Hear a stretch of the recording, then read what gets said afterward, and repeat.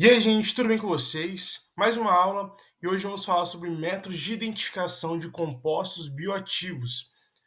Basicamente, então, nosso objetivo vai ser analisar e identificar a composição dos extratos. A gente já viu na aula passada como seriam feitos esses extratos, né, os métodos de obtenção e alguns tópicos também de purificação desses extratos. Obviamente, existem vários outros tópicos de purificação, a gente acabou não se aprofundando tanto, focamos mais em extração mesmo, mas enfim.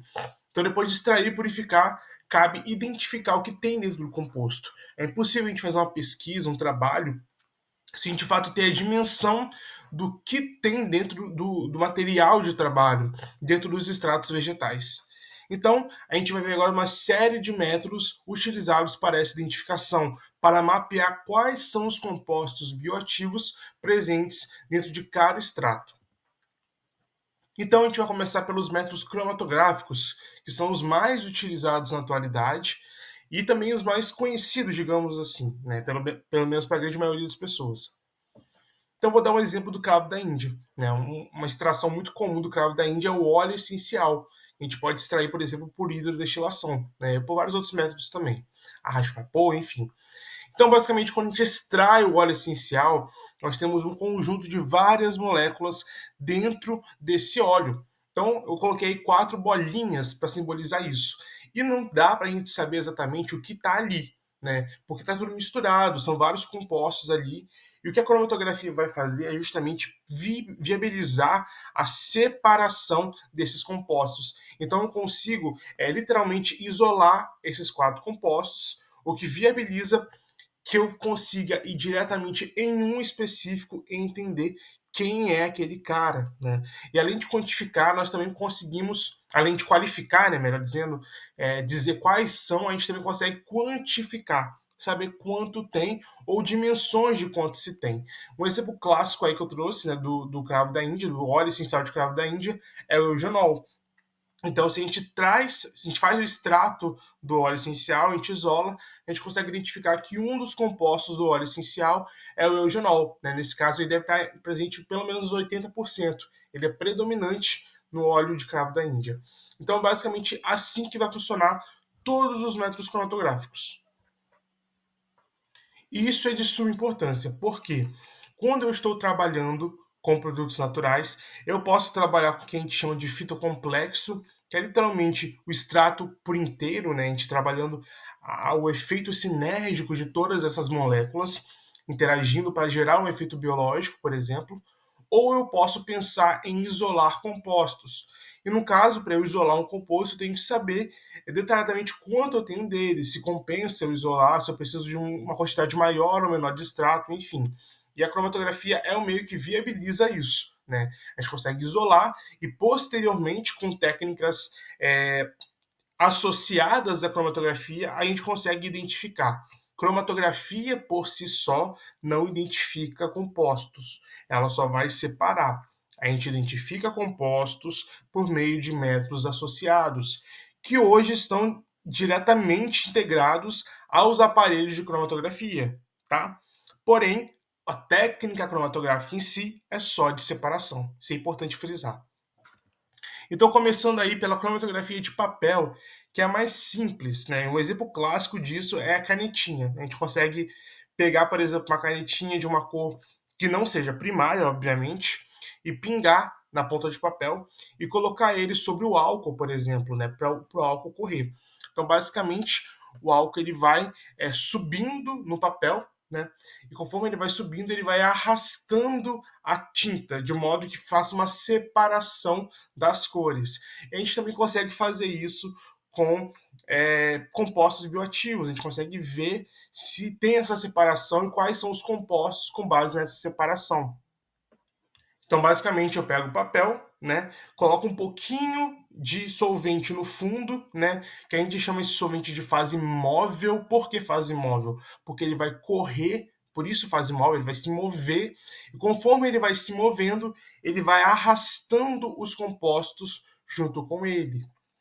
E a gente também tem uma outra fase, que a gente chama de fase estacionária, que nesse caso é o papel, é o que vai reter os compostos ali.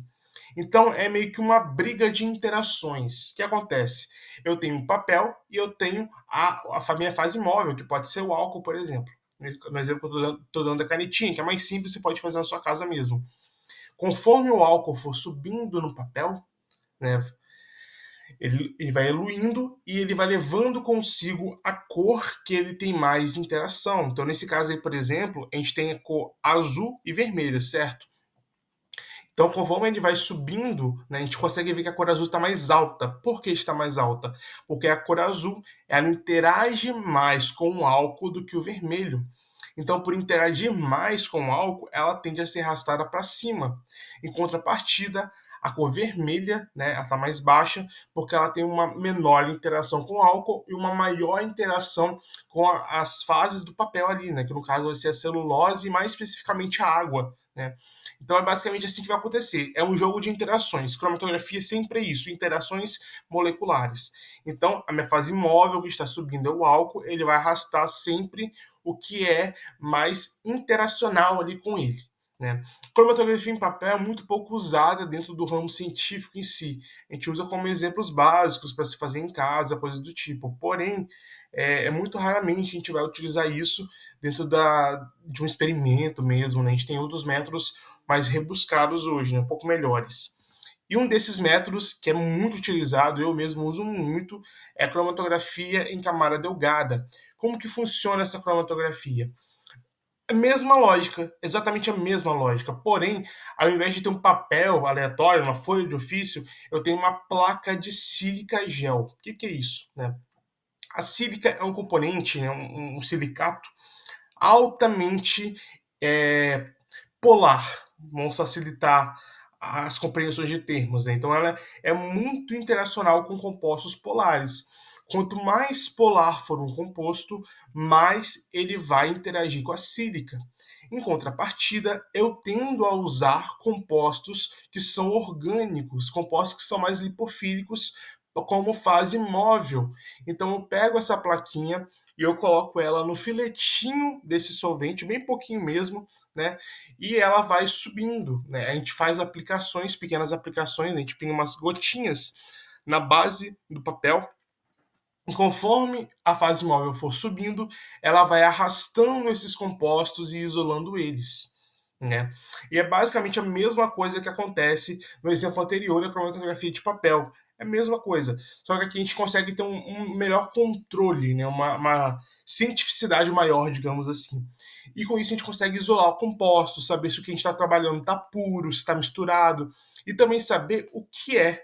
Por quê? Porque eu posso utilizar padrões. Por exemplo, eu posso comprar um padrão de eugenol e pingar de um lado da minha placa o meu padrãozinho de eugenol e do outro lado pingar o meu óleo essencial de cravo da Índia. Então os dois vão correr com a fase móvel, né, vai subindo a fase móvel. Conforme ela for subindo, nós vamos compreendendo qual composto ali é o eugenol. Se, por exemplo, eu quero isolar, trabalhar só com o eugenol, eu consigo saber se ele é o primeiro, se ele é o segundo, o terceiro ou a quarta mancha. Exatamente isso. Então é basicamente assim que funciona esse processo de cromatografia em camada delgada. E a gente tem um cálculo que pode ser feito também, que é o fator de retenção. Ou seja, a sílica ela é muito polar, então ela tende a interagir com compostos que têm maior polaridade. Então, quem tem essa maior polaridade tende a ficar mais embaixo. Quanto mais próximo da linha de base, mais polar vai ser um composto.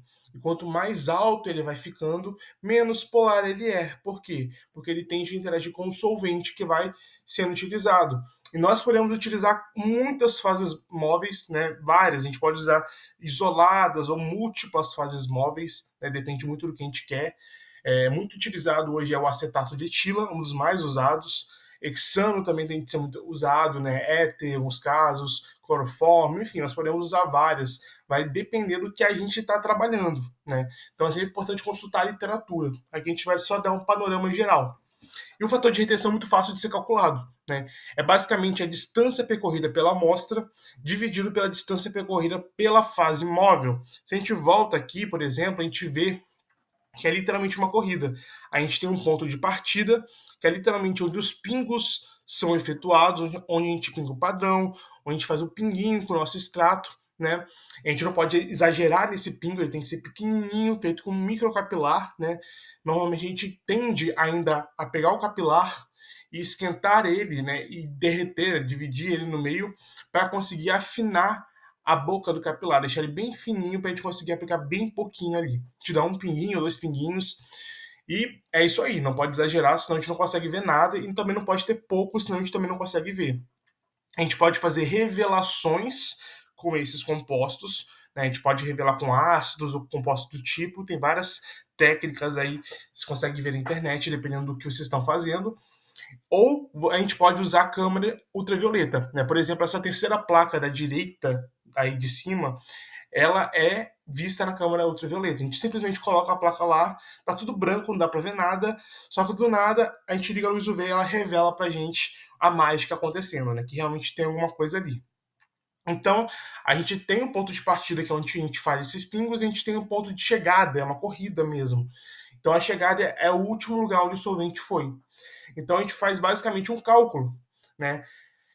Que é a distância percorrida pela amostra, ou seja, quantos centímetros a amostra correu, dividido pela distância total, né, que a fase móvel correu. A gente divide esses valores. Se, por exemplo, a minha fase da minha amostra ali, no caso, né, a distância da minha amostra foi de 1,4 centímetros e a minha corrida total foi de 3 centímetros, eu divido isso.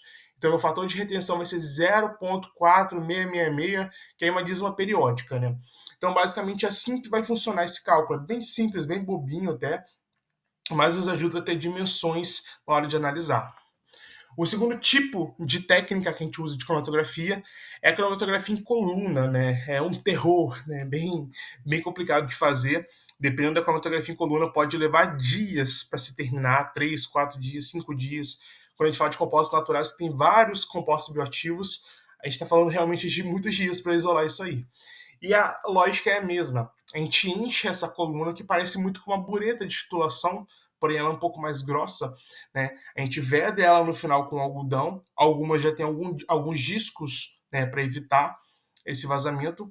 Então a gente veda o finalzinho dela e enche de sílica. E a gente vai adicionando solventes. Então a lógica é a mesma. A gente vai ter uma fase móvel, né? E a fase estacionária, que é a sílica. Então, o que é mais polar vai ficar retido na sílica por mais tempo, enquanto a fase móvel vai arrastando os compostos que ela interage mais. Com isso, a gente consegue isolar os compostos, né? Então, se eu tenho óleo essencial que tem 4 componentes, eu quero extrair só eugenol, eu posso fazer isso, por exemplo, né? Trabalhar de um modo que eu consiga saber qual é o ponto que eu vou conseguir extrair só o eugenol. E a gente vai acompanhando sempre com a cromatografia em camada delgada.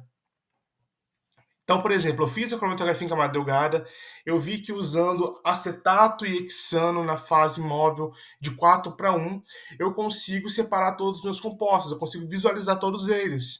Então agora eu levo esses compostos para a coluna, né? E dentro da coluna eu coloco exatamente isso, né? Eu vou entornando a fase móvel 4 para 1 e vou acompanhando a saída dos compostos. E geralmente tem um espaçamento, né? A gente consegue ver aí, ó. A gente coloca a aplicação na primeira coluna e tem a aplicação da amostra, tá tudo junto lá em cima, tudo misturado. E conforme eu vou passando o solvente vai descendo, caindo, vai eluindo ali, os compostos vão sendo isolados, de modo que eu consigo literalmente separá-los, né, e utilizá-los de forma isolada. Então é uma técnica muito usada, né, eu uso demais, toda semana praticamente, e é bem simples de ser feita também, né? Mas merece muita atenção. Tem vários truques aí pra gente não fazer coisas erradas, né? Não dar tudo errado. Mas é realmente sempre os dois andam juntos, né? A cromatografia em camada delgada sempre vai andar junto com a coluna. Conforme a gente vai isolando também, né? A gente vai pegando novamente as amostras isoladas e vai comparando ali com a cromatografia em camada delgada, para saber se realmente está certo. A gente também tem a cromatografia líquida, que a gente já está falando de métodos instrumentais. E ela é muito usada, eu acho que é o tipo de cromatografia mais. Não é o mais usado, mas é o mais desejável, né, o mais técnico. A nível instrumental é o mais usado de longe. E basicamente a gente vai ter a mesma lógica. A gente vai ter uma coluna, nesse caso, né, coluna cromatográfica, como a gente pode ver na figura aí, e essa coluna cromatográfica ela vai fazer o processo de separação. Então, ela vai gerar interação com os componentes. A gente pode ter diferentes tipos de colunas. Algumas colunas são lipofílicas, mais lipofílicas, né? E algumas são mais hidrofílicas. Então, vai depender aí do que eu estou separando, do que eu quero separar, enfim. Quando a cromatografia ela usa uma coluna mais hidrofílica, mais polar, digamos assim, a gente fala que ela é uma cromatografia direta. Já quando ela usa uma coluna apolar, a gente chama de cromatografia inversa, beleza? Porque está indo contra o princípio original, né? Os princípios originais clássicos são os que a gente acabou de ver, que a gente usa uma fase estacionária, que é polar, e uma fase móvel, que é mais apolar. Aqui não. Aqui quando a gente usa uma coluna cromatográfica apolar, a gente está indo contra esse princípio, né? Então por isso é chamado de cromatografia inversa. A gente está invertendo aí os valores cromatográficos, mas dá certo também. Inclusive é o que é mais usado na atualidade, né? As colunas C18, por exemplo. Então, basicamente, a gente vai ter uma fase móvel, que é um solvente orgânico, geralmente, que vai sair, vai ser bombeado para dentro da coluna. E a gente injeta a nossa amostra durante esse percurso. Então, quando a gente injetar a amostra vai ser carreada com o solvente e vai começar a briga de interações que tem na cromatografia. Toda cromatografia vai ser assim. Então, a gente vai ter a interação das amostras com a coluna cromatográfica e com os solventes. Então, o que for mais interagível com o solvente vai sendo arrastado, vai saindo primeiro, enquanto o que tem mais interação com a coluna vai ficando mais para o final, né? Vai sair depois. E basicamente eu vou ter um detector. Então, no final, esses compostos vão ser isolados, né? Vão sendo isolados e vão caindo dentro do detector. Então aí já entra um outro método, obviamente, né? A cromatografia só separa, que eu vou acoplar um outro método para fazer a identificação. Então pode ser várias coisas. A gente tem detectores de massa, a gente vai ver mais para frente, né? Infravermelho, UV, enfim, vários tipos de detectores que a gente pode utilizar, né? FID, enfim. São um outro campo de estudo até, vai ser bem interessante. Daqui a pouco a gente vai ver alguns detectores, inclusive, de forma isolada, como eles funcionam de forma isolada. Então, esse detector vai observar qual é o composto e vai apontar através do sistema de dados, né, exatamente qual é esse composto. Então, é o tipo de cromatografia mais usado em indústrias, né, em grandes empresas, porque realmente ela não é tão demorada, ela é mais rápida, né, e ela tem uma precisão muito alta, ela já diz para a gente o que é o composto ali, facilita muito a nossa vida. A gente tem vários também tipos de HPLCs, né? A gente chama de cromatografia líquida de alta eficiência, pode ser chamado de Klein, né, que é a sigla em português, ou HPLC, que é a sigla em inglês, por isso cromatografia líquida de alta eficiência, que é o método mais usado hoje. A gente também tem os métodos de ultra eficiência, que é chamado de UPLC, né, mas no geral o funcionamento é o mesmo, né, é tudo cromatografia líquida, digamos assim, para vocês não ficarem muito confusos. Então a gente também tem a cromatografia gasosa. E o que muda da líquida para gasosa? Na líquida a gente vai ter a fase móvel, um líquido, né? Na gasosa a gente vai ter um gás, basicamente isso. E o gás ele vai ser inerte, isso é importante de se destacar, vai variar também de acordo com a realidade do laboratório, enfim, uma série de questões, mas basicamente o gás sai e ele vai para a coluna. E na coluna ali a gente vai injetar a nossa amostra também. Só que tem um detalhe importante, né? A coluna ela vai sendo aquecida. Geralmente ela pode ser aquecida até na casa de 350 graus, mais ou menos. Isso varia também com a coluna. E ela vai, literalmente, fazer com que os compostos sejam isolados com base na volatilidade deles. E os gases vão arrastando os compostos conforme eles vão ficando voláteis. Então é um método bem diferente da cromatografia líquida, e com isso torna-se obrigatório que os compostos que vão ser utilizados aqui sejam evaporáveis, né, sejam voláteis até a casa de 300 graus mais ou menos. Então, se eu tenho uma amostra, por exemplo, que não é volátil, como íons, né, como compostos inorgânicos que são sais, enfim, coisas do tipo, que não vão ser voláteis a essa temperatura, eu não posso trabalhar por cromatografia gasosa. A gente geralmente utiliza muito o CG, né, que é a sigla de cromatografia gasosa, para óleos, né? Que óleos vão ser voláteis nessa temperatura. Então, óleos essenciais são muito, muito, muito analisados por meio de cromatografia gasosa, mas é muito limitada, né? Por conta disso, por conta da temperatura. Por isso que o HPLC é tão mais utilizado, porque ele é mais versátil, a gente consegue usar muitas coisas. Cerca de 95% das coisas a gente consegue analisar por HPLC. Enquanto CG não. CG ele é mais limitado mesmo. E aí cabe sentar e analisar o que vai ser analisado, né? A vantagem é que o CG ele é mais barato de ser executado, né? Então, geralmente, coloca-se isso na ponta do lápis também para resolver certas questões. Então, conforme os compostos vão sendo evaporados e carreados por esse gás, eles também vão chegar a um detector, e esse detector vai dizer que composto que é. E tanto no HPLC quanto no PLC ou no CG, a gente pode utilizar marcadores, né, como se fossem, na verdade, curvas de calibração que nos permitem determinar a quantidade que a gente tem nesses compostos. Não vou entrar em detalhes, que é uma área bem complexa, né, de cromatografia. Então a gente consegue analisar tudo pelas outras técnicas, mas os íons aí, né, os metais, de forma geral, ficam um pouco pendentes em algumas vezes, né? E para isso surge a cromatografia iônica, que é bem similar também, a lógica é a mesma, só que aí a gente consegue usar sistemas que vão comportar análise de íons, né, muito utilizado na análise de água, que é onde de fato nós necessitamos analisar esses compostos iônicos. Né? Não é tão complexa como as outras, mas nem tão usada também, é bem menos usada, mas o pessoal da água costuma usar com esse fim. Mas o HPLC reina, tá? O HPLC é o sonho de todo mundo e ele que reina, a cromatografia líquida. Então a gente termina os métodos cromatográficos e entra os métodos espectroscópicos, né, que são uma outra classe muito utilizada. Existem várias outras também, mas vou trazer só essas duas para vocês, que são as principais. O primeiro e talvez o mais utilizado, né, muito visto até mesmo na graduação, é o espectrofotômetro. Ele é bem simples de ser utilizado. Basicamente, a gente tem uma fonte luminosa que vai incidir uma luz, né, uma luz branca, digamos assim, e essa luz vai chegar num prisma. E esse prisma faz literalmente a formação de um arco-íris, né? E nada mais é que a separação das frequências, né, das ondas da luz branca. Então, a luz branca ela tem um conjunto de todas as frequências, né, de todos os tipos de radiação que a gente tem. E ali o espectro vai, o prisma, né, vai separar esses espectros, né, de modo que cada um fique isolado.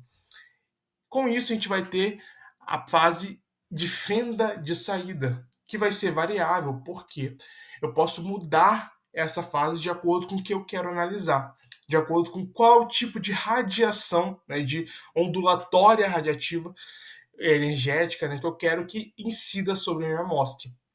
Então, todo esse sistema, desde da emissão aí da luz até essa seleção de qual eu quero, é chamado de monocromador. Tudo isso é um monocromador. Por que monocromador? Porque eu estou mono, né, estou separando exatamente um tipo de luz, né, um único tipo de ondulatória que vai incidir sobre a amostra, por isso monocromador, né, monocor, né, porque cada radiação vai ter uma cor específica. A gente tem vários espectros com isso. A gente tem um espectro que é chamado de visível, que são as cores que a gente consegue ver, e a gente tem uns espectros que nós não conseguimos ver, que aí são o infravermelho, né, e o ultravioleta. Normalmente os espectros fotômetros trabalham na escala de UV-Vis. O que é isso? Eles trabalham com ultravioleta, uma parte da escala ultravioleta, e uma escala também do visível, os espectros visíveis. E a gente pode selecionar várias aí ondulatórias que podem incidir sobre a amostra. E é basicamente isso que acontece. A gente pega a nossa amostra, bem diluída, geralmente, e coloca dentro de uma cubetinha de quartzo, né? Como se fosse um copinho que vai caber bem pouquinho a amostra mesmo. E a luz vai incidir sobre ele. E, consequentemente, ao incidir sobre ele, acontece um fenômeno chamado de absorbância. O que é isso? Vamos supor que eu emiti 10 pontos de luz, né? Um número aleatório aqui, tá? Isso nem existe. Mas 10 pontos de luz, 10 luzes ali sendo emitidas. Quando eu emito essa luz sobre o meu composto, eu vou ter esse fenômeno de absorbância, ou seja, o composto tem a capacidade de absorver aquela intensidade de luz. Então ele absorve aquela intensidade, uma parte dela, e o restante passa. Então pensa comigo, se eu tenho 10 intensidades de luz e eu estou analisando glicose, sei lá, e eu tenho pouquíssima glicose, eu tenho só duas glicoses. Cada glicose consegue pegar uma unidade de luz. Então tem 10 menos 2 vão ficar 8. Então vão ficar retidos, vão ser absorvidos 8 unidades, certo? Enquanto as outras 2 unidades, perdão, enquanto as outras 8 vão chegar no detector. Então, o que está chegando no detector a gente chama de transmitância, porque está sendo transmitido do início até o final. Tá? Não teve parado, não ficou retido, não, foi transmitido. E o que ficou ali dentro da nossa cubeta, que foi absorvido, a gente chama de absorbância. Beleza? E o que isso significa? Significa que quanto mais glicose eu tiver na minha amostra, maior vai ser a capacidade dela de absorver essas unidades, né, que eu citei aqui. Então, se eu tiver 5, ela vai conseguir absorver 5, vai chegar só 5 no detector. É só metade no detector. Então, a minha absorbância e a minha transmitância seriam iguais, certo? Óbvio que aqui é um exemplo hipotético, né? Não se aplica à realidade, mas enfim, é basicamente assim que funciona, né? Quanto maior vai ser o meu composto ali, a quantidade do meu analito, né? No caso aqui eu estou falando da glicose, maior será também, né, a minha absorbância, basicamente por esse princípio aí. Então, com isso a gente consegue criar curvas de calibração de amostras conhecidas. Então, posso pegar a glicose e fazer uma solução com ela e fazer o que a gente chama de diluições seriadas, né? Eu vou analisando várias quantidades diferentes de glicose, mas que eu sei qual é a concentração. Então, eu crio uma curva de calibração. Eu sei, por exemplo, que quando eu tiver é, 1 miligrama de. 1 miligrama é muito, né? Mas enfim, 1 miligrama de glicose, né? Eu vou ter X de absorção, né? Eu vou ter 1,4 de absorção, sei lá, de absorbância.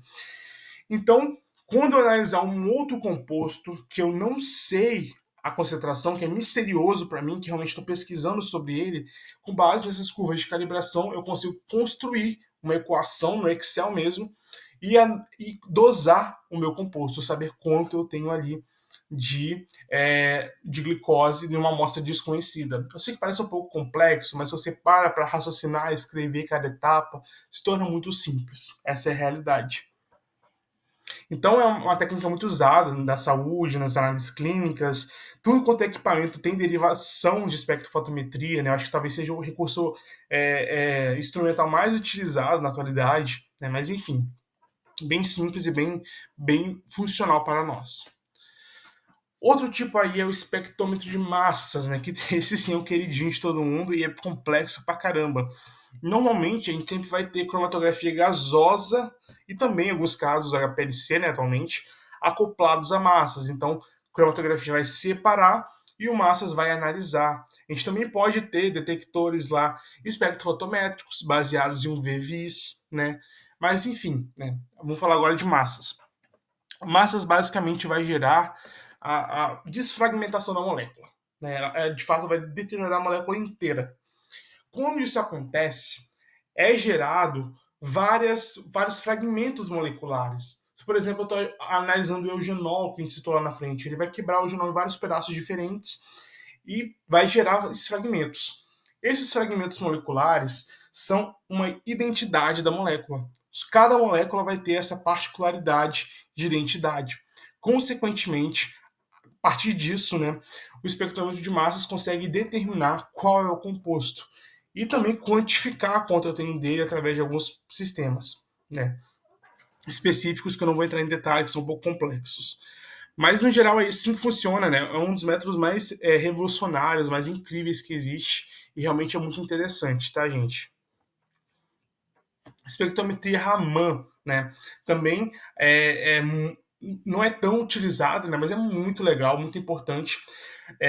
Não vou detalhar tanto como ela funciona, mas ela é muito utilizada, por exemplo, em aeroportos para identificar rápido compostos. Então, por exemplo, a perícia está lá e tem que saber se o que o cara tá levando no aeroporto na sua mala é uma bomba, é alguma coisa explosiva, ou sei lá, é um pó.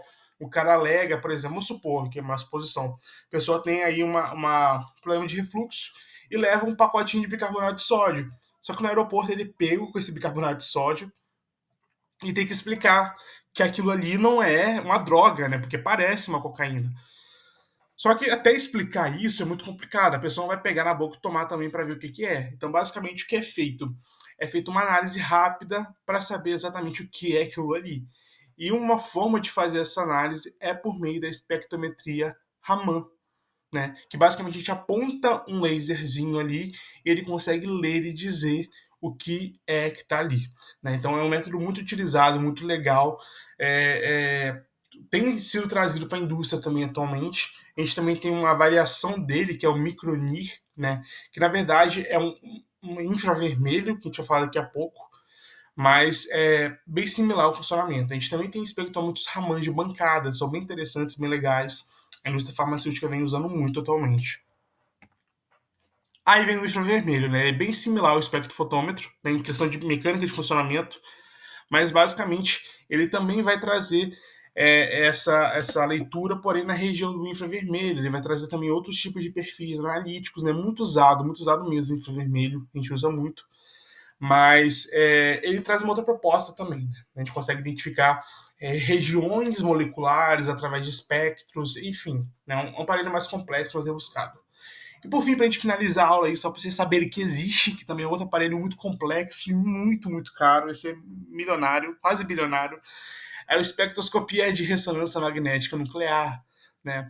Bem interessante ela. A gente coloca tubos, né, de ensaio com as nossas amostras imersas, né, diluídas em reagentes deuterados, né, geralmente DMSO, e basicamente a gente consegue ter, através da ressonância magnética nuclear, a formação de espectros que vão dizer para a gente exatamente informações sobre a molécula. E com isso a gente consegue identificar quais são os compostos que a gente está trabalhando. Isso é muito legal, muito interessante. É hoje um dos métodos ouro para análise de compostos, os métodos mais rebuscados para isso. Só que ele é muito caro. É muito caro, tanto para comprar quanto para executar. Geralmente dá muito problema, vive manutenção, vive mais fechado que aberto, né, na maioria dos lugares. Mas é muito importante, tá? Muito importante. E é isso aí, gente, né? Eu trouxe vários métodos para vocês. Óbvio que tem muitos outros também, não tem como a gente falar de tudo, mas são os principais. Mas se tivesse que destacar assim, alguns para vocês saberem, são os que eu mais falei, na verdade, que ressonância magnética nuclear, não, pelo amor de Deus. Espectrometria de massas, né? O espectrofotômetro, as cromatografias de coluna, as cromatografias aí também gasosa e líquida, e também a de placa, né, em camada delgada, que são as mais importantes. Né? Então, é isso, espero que tenham gostado e até a próxima.